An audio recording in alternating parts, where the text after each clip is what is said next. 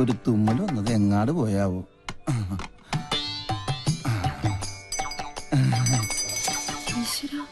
അക്കരെ ഇക്കരെ നിന്നാലെങ്ങനെ ആശ തീരും, സ്വഹ ആശ തീരും.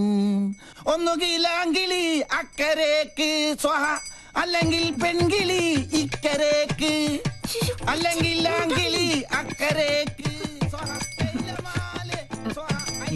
എന്റെ പെങ്ങൾക്കും അളിയനും ഇങ്ങനെ അക്കരെ ഇക്കരെ നോക്കി ജീവിതം തൊലക്കേണ്ട ഗതികേടായി പോയല്ലോ ദൈവമേ. പാവം ഒന്നും കഴിച്ചു കാണില്ല. അനുഭവിക്കട്ടെ.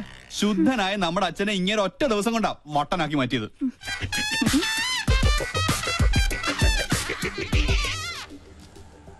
ഒബാമ ഇപ്പൊ ഇങ്ങെത്തും ബാൻഡ് പൊക്കാനായിട്ട്. അമേരിക്കൻ പ്രസിഡന്റ് ഓട്ടോയുടെ ശബ്ദം കേട്ടില്ലേ?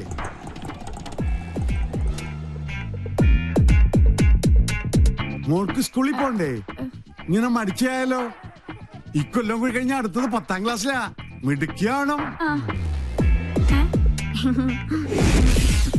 അയ്യോ മോളെ, എന്താ ഇത്? സ്കൂളിൽ പോകുമ്പോ മൊബൈൽ ഫോൺ കൊണ്ടുപോകാൻ പാടില്ലെന്ന് അച്ഛൻ എത്ര പ്രാവശ്യം പറഞ്ഞിട്ടുണ്ട്.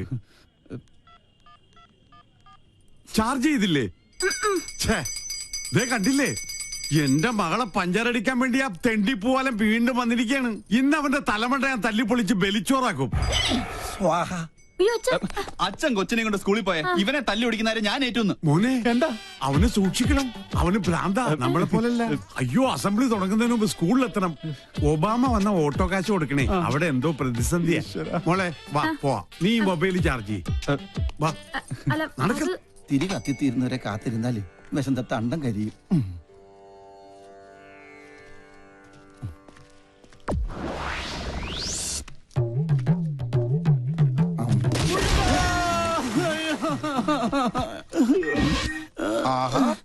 അയ്യോ, എന്തിനാ റോട്ടിൽ കിടക്കണത്? വീട്ടിൽ പോയി കിടന്നൂടെ?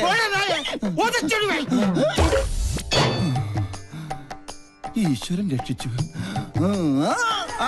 വന്നല്ല വാനര സംഘം. മാറ് മാറ് മാറ്, ആരും അടുത്തേക്ക് വരരുത്. വിഘ്നേശ്വരനുള്ള നിവേദ്യമാണ്. ഉന്നം പിഴച്ചാൽ എന്റെ അന്നം മുട്ടും. ഒരു അപേക്ഷയുണ്ട്, ആർക്ക് കിട്ടിയാലും പാതി എനിക്ക് തരണം. ഇതെന്റെ ബ്രേക്ക്ഫാസ്റ്റാ. എന്റെ ബ്രേക്ക്ഫാസ്റ്റ് കൊണ്ട് പോകല്ലടാ. അയ്യോ, തേങ്ങക്ക് പോലും ഉന്നം ഇല്ലാതായി. ശുഭ ലക്ഷണം. എറിഞ്ഞത് തേങ്ങ, ഉടഞ്ഞത് കാല്. ഉന്നം പിഴച്ചതാ. ദൈവത്തിന് പോലും മതിയായല്ലോ. ചേച്ചി അവിടെ ആദ്യം പിടിച്ചിരിക്കുക. വല്ലതും കഴിച്ചാ? കാലത്ത് തന്നെ 2 അഗർബത്തി സ്റ്റാൻഡ് വിഴുങ്ങി. അഗർബത്തി സ്റ്റാൻഡാ? അഗർബത്തി പഴത്തിലാ കുത്തിവെച്ചിരുന്നത്. എന്ത് ചെയ്യാനാ? സ്വന്തമായിട്ടൊരു വൈഫ് ഹൗസ് ഉണ്ട്, ഹൗസ് വൈഫും ഉണ്ട്. പക്ഷെ ആ വാടക വീട്ടിൽ താമസിക്കാൻ എന്റെ യോഗം. സ്വയം വരുത്തി വെച്ചല്ലേ. ഇവിടെ ഇങ്ങനെ ഒരു പ്രേമകുടീരം കെട്ടി താമസിക്കാതെ അളിയന് ചേച്ചിയും കൊണ്ട് എങ്ങോട്ടെങ്കിലും ഒളിച്ചോടിക്കൂടെ? 13 തവണ ശ്രമിച്ചല്ലേ. അപ്പോഴൊക്കെ ആ വട്ടന്റെ അല്ല ആ വട്ടച്ചന്റെ കയ്യിൽ നിന്ന് തലക്കെട്ട് കിട്ടി. നല്ല ISI മാർക്കുള്ള മുദ്ര ഇപ്പോഴും എന്റെ മൂർധാവി കിടപ്പുണ്ട്. ശ്രീലങ്കയുടെ ഭൂപടം പോലെ. ചിരിക്കണ മധുര 16കാരിയെ സ്വന്തം ചിറകിനുള്ളിൽ ഒളിപ്പിച്ച് വെച്ചിരിക്കല്ലേ. ആ വട്ടൊന്ന് മാറിക്കിട്ടാൽ എനിക്കൊരു ദാമ്പത്യമുള്ളൂ. അളിയനിപ്പോ കണ്ടകശനിയാ, അത് കൊണ്ടേ പോവും. എന്നെ വിളിച്ചോ? എത്ര കറക്റ്റാ. Sorry sorry. കണ്ടകശനി കണ്ടത്തിലാ കൊണ്ടത്. சார், அந்த டாக்டர் எம்எல் ஆக்ஷன் எடுக்கிறது சான்சஸ் இருக்கு. நான் பார்த்து கவனமா தான் டீல் பண்ணேன். தெரியும். Okay sir. സാറ് നല്ല ചൂടിലാണെന്ന് തോന്നുന്നു. അവരുടെ ഡിപ്പാർട്ട്മെന്റിൽ പരാതിപ്പെട്ട സംഗതി കുഴയും. സ്റ്റീഫൻ இந்த வேலை ஆரம்பிச்சு ரொம்ப நாள் ஆச்சு. ஒரு பெடக்கோலி வந்து கூயதுണ്ടെന്നും ഞെട്ടില്ല. ആളത്ര നിസ്സാരക്കാരിയല്ല. സർവീസ് ചെയ്ത സ്ഥലങ്ങളിലൊക്കെ ഭയങ്കര സ്ട്രിക്റ്റ് ആണെന്നാ കേൾവി. ഇതോട് പെരിയ താപ്പാണങ്ങളോട് കൊമ്പ് കോർത്തവനായി സ്റ്റീഫൻ. പിന്നല്ലേ ഈ പീര പിടിയാണ്. കൊമ്പ് കോർക്കുകയല്ല, പ്രശ്നം ഒതുക്കി തീർക്കാൻ ഇനി നോക്കേണ്ടത്. കാര്യത്തിന്റെ ഗൗരവം സ്റ്റീഫൻജിക്ക് അറിയാലോ. ഇതിന്റെ പേരിൽ നിയമ നടപടി ഉണ്ടായാൽ തൂങ്ങുന്നത് സ്റ്റീഫൻജി മാത്രമായിരിക്കും. ഇപ്പൊ ഈ ഫോണിൽ വിളിച്ച സാബ് പോലും ഉണ്ടാവില്ല. ആ ഡോക്ടർ ലീഗലായി മൂവ് ചെയ്യുന്നതിന് മുമ്പ് എങ്ങനെയെങ്കിലും അവരെ ഒന്ന് സ്വാധീനിക്കാൻ നോക്ക്.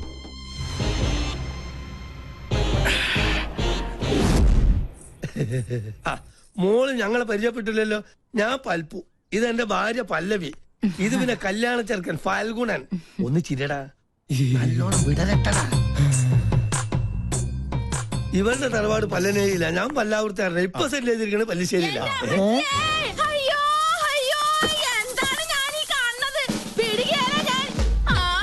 എന്താ അറിയില്ല. ആരാ? എന്താപ്പത്? പങ്കൻ ഓറാക്കൂ. എന്നാ പങ്കന്റെ എല്ലാം ഒടിഞ്ഞത് തന്നെ. കല്യാണം മുടക്കണ കേസാണേ. നിങ്ങൾ ആരാന്നാ ചോദിച്ചത്? ഈ കൊച്ചിനെ അച്ഛനോട് അച്ഛനോട് ചോദിക്കും. എന്താ പറഞ്ഞേ? മോനെ എന്തേ കേക്കണേ? സത്യമായിട്ട് എനിക്കൊരു അറിയില്ലമ്മേ. അറിയില്ലല്ലേ? പള്ളിപ്പുറം പള്ളിയിലെ പെരുന്നാളിന് കച്ചവടത്തിന് വന്നത് ഓർക്കണുണ്ടാ നിങ്ങള്? അന്ന് എന്താ നിങ്ങൾ എന്നോട് പറഞ്ഞത്? ഈ മിഴികൾ എത്ര മനോഹരം. അന്ന് തന്ന ചെറിയ ഡെപ്പോസിറ്റാ പലിശ അടക്കം വളർന്ന് ദേ ഇപ്പൊ ഈ പരുവത്തിലായത്. എന്തൊക്കെയാ നിങ്ങൾ ഈ പറയണേ? ഈ കൊച്ചിന്റെ അച്ഛന് ആരാണെന്ന് തെളിയിക്കണ DNA സർട്ടിഫിക്കറ്റ് ആയിട്ടാണ് ഞാൻ വന്നേക്കണത്.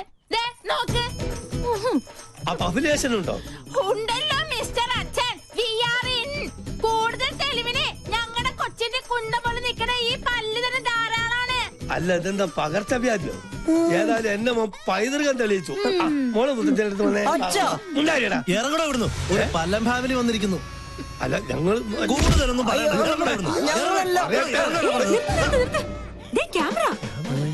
വേഗം ചെല്ലളിയാ. ആരും പ്രശ്നം ഉണ്ടാക്കല്ലേ? ആ വരണം വരണം. ചേട്ടാ ക്ഷമിക്കണം, ഞങ്ങൾ കളേഷോയുടെ ആൾക്കാരാ. ഈ നിൽക്കുന്നതാണ് ഞങ്ങളുടെ ആങ്കർ പിങ്കി. അയ്യോ അമ്മേ, പിങ്കി. എന്റെ ഈശ്വര, എനിക്കിത് വിശ്വസിക്കാൻ പറ്റുന്നില്ല. സോറി, ഈ നല്ല മുഹൂർത്തത്തിൽ തന്നെ നിങ്ങളിങ്ങനെ മണ്ടം കളിപ്പിച്ചതിൽ ക്ഷമിക്കണം. TV കണ്ടിട്ടേ ഉള്ളൂ, നേരിട്ട് കണ്ട ആദ്യമായിട്ടാ. എന്തായാലും ചെക്കൻ അച്ഛൻ ഞങ്ങൾക്ക് വേണ്ടി ഒരു മണ്ടൻ കിരീടണിയണം.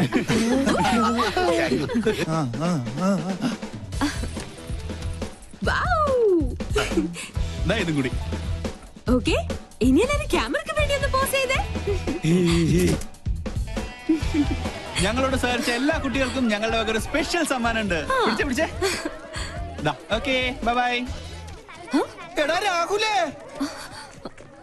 എന്ത് പറ്റി? ക്യാമറ പോയി. എവിടെ പോയി? ബ്ലേഡുകാരും കൊണ്ടുപോയി. അവരോട് കടം വാങ്ങിയിട്ടാണ് കഴിഞ്ഞ തവണ നിന്റെ അച്ഛന്റെ വെട്ടിന് മർമ്മ ചികിത്സ നടത്തിയത്. കടം കിട്ടുമെന്ന് പറഞ്ഞാൽ കടിക്കുന്ന പട്ടിക്ക് വില പറയും. ഇതിനു മുമ്പ് അളിയന് വേണ്ടി ഞാൻ ജാമ്യം നിന്ന കാശ് വാങ്ങിയ ഒരു ടീം ഇപ്പൊ സ്റ്റുഡിയോയിൽ വെയിറ്റ് ചെയ്യുന്നുണ്ട്. അതിനടിച്ചു മാറ്റിയതാ മുത്തശ്ശന്റെ മാല. അപ്പൊ സംഗതി സോൾവ് ആയി. ഇത് വിറ്റ 2 കടവും തീർക്കാം. കഴുത്തിരിച്ച് കൊല്ലം അറിയാഞ്ഞിട്ടല്ല. എന്നാ കൊല്ലടാ. ഈ നിക്കണ എന്റെ അമ്മായിയപ്പനെ. എന്നെ കൊണ്ട് മതി, നീ വണ്ടി എടുത്തേ. അളിയൻ എത്രയും പെട്ടെന്ന് ക്യാമറ കൈപ്പറ്റിയില്ലെങ്കിൽ ഇന്നത്തെ എപ്പിസോഡ് മുടങ്ങും. എന്ത് ചെയ്യാനാ? കാസറ്റും അതിലായി പോയി. ഓരോ ദിവസം ഓരോ പുലിവാലായിട്ട് ഇറങ്ങിക്കോളൂ. എടാ കടം വീട്ടാൻ ആർക്കും പറ്റും, പക്ഷെ അത് മേടിച്ചു വിട്ടാനുള്ള പാടെ എനിക്കറിയാൻ പാടുള്ളൂ. ഈ ജട പണയം വെച്ച വല്ലതും കിട്ടുവോ? കുട്ടിരാമ, മാലയോ പോയി. ഇനി എന്റെ കണ്ണടയും ആ കുരുത്തം കെട്ടോളം അടിച്ചു മാറ്റിയിട്ടുണ്ടാവോ? എന്താ സാറേ? കണ്ണട. കണ്ണട അടച്ചു. അതല്ലടാ, പൊട്ട. പൊട്ടോ? സാറിനെന്തിനാ പൊട്ട്? പൊട്ടല്ലടാ, പൊട്ട. കണ്ണട അടച്ചല്ലോ. എന്നെ ഒന്ന് അങ്ങെടുത്തേ. ഈ ശരീരം വെച്ചോണ്ട് ഞാൻ എടുത്ത പൊങ്ങത്തില്ല. ഒറ്റ കീറി വെച്ചെന്നാലുണ്ടല്ലോ. എടാ മരത്തലയാ, എന്റെ കണ്ണട എവിടെയാണെന്ന് ചോദിച്ചത്. ഓ അതാണോ? എനിക്കറിയത്തില്ല. ദേ ഒരു കാര്യം, സാർ എന്നെ പിരിച്ചുവിട്ടാലും വേണ്ടൂല. ഇനി പിങ്കക്കുഞ്ഞിന്റെ ഷോ കഴിഞ്ഞാലേ ഞാൻ ഫ്രീ ആവത്തുള്ളൂ. ദേ അടുപ്പത്തും നിലവിളി. ഒരു പിങ്കി ഷോ? ഇവളെ കൊണ്ട് ഞാൻ തോറ്റു. എവിടെ വെച്ച് മറന്നാലും ഈ സമയത്ത് ഇത് അന്വേഷിക്കുമെന്ന് എനിക്ക് അറിയായിരുന്നു. ഓ പിന്നെ ആ തല തിരിഞ്ഞവരുടെ വേഷം കെട്ട് കാണാനൊന്നും എന്നെ കിട്ടില്ല. താൻ തോന്നി. എലിവിഷത്തെക്കാൾ വലിയ വിഷമാണ് അവളുടെ ടെലിവിഷൻ പരിപാടി. അല്ല, മുത്തശ്ശനും കൊച്ചുമോളും തമ്മിൽ എന്തോ ഉടക്കുണ്ടല്ലോ. ആ കുരുത്തം കെട്ടവള് ആരാണ് അവളുടെ വിചാരം? കായംകുളം കൊച്ചുണ്ണിയുടെ കൊച്ചുമോളോ? ഇപ്പൊ പട്ടാ പകല് പിടിച്ചു പറയും തുടങ്ങിയിരിക്കണു. പൂച്ചക്കുഞ്ഞാ? പൂജക്കുഞ്ഞ് ഷോ തുടങ്ങാറായി. Welcome to colour show. ഒരു സന്തോഷ വാർത്ത, ഞങ്ങൾ ഇന്ന് വിജയകരമായ 50ാം എപ്പിസോഡിലേക്ക് കടക്കുകയാണ്. മാന്യ പ്രേക്ഷകരുടെ സഹകരണം തുടർന്നും. നിന്ന് വാചകം അടിക്കാണ്ട് വേഗം തുടങ്ങടി.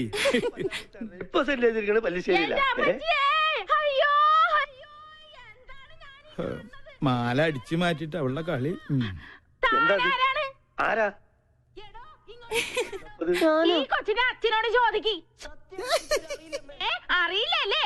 പള്ളിപ്പുറം പള്ളിയിലെ പെരുന്നാളിന് കച്ചവടത്തിന് വന്നത്. എന്റെ മാല. മാലയോ? അത് ഞങ്ങള് തമ്മിലുള്ളൊരു ഇടപാടാ. ഓ ആശ്വാസായി. ഇതിനു വേണ്ടിയായിരുന്നെങ്കിൽ എന്നോട് ചോദിച്ചാ മതിയായിരുന്നില്ലടി കാന്താരി.